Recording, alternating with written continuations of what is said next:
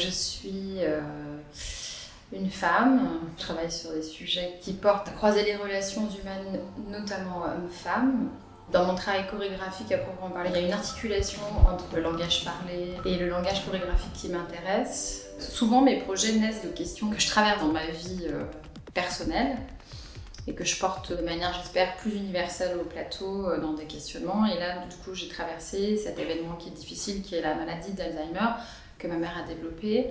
Dans le parcours que j'ai de vie avec elle, j'ai commencé à avoir cette pratique de danse, mais simplement pour lui faire du bien, avoir des actions qui lui permettent de traverser ça au mieux.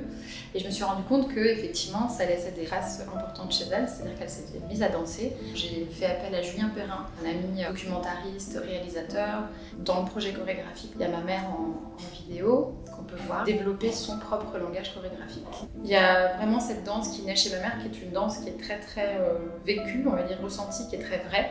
C'est assez mystérieux de le voir chez elle se vivre et se donner à voir comme ça. On questionne à la fois sur d'où vient cette danse, de chercher en fait qu'est-ce qu'est cette danse. Moi je me suis attelée à me demander qu'est-ce qui sont des gestes codifiés et non codifiés, et comment ces deux choses sont des mémoires qui sont un peu des bassins versants, tout navigue en fait ensemble. Dans la maladie d'Alzheimer, on se rend compte qu'il y a des couches de savoir qui s'en vont, mais il y a tout un autre être au monde qui apparaît et qui est encore nouveau. C'est une sorte de dernière danse qu'elle nous offre qui est très belle à expérimenter en fait. On m'invite dans un endroit, j'y vais parce que j'ai un studio et que je peux répéter et que je peux éventuellement avoir un peu une enveloppe financière pour la suite pour que je puisse continuer à faire mon travail.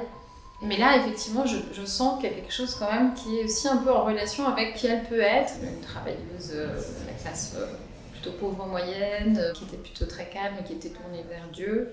Il y a un peu des énergies qui se dégagent qui, moi, en tout cas, m'amènent aussi à travailler le plus humblement et tranquillement possible ici.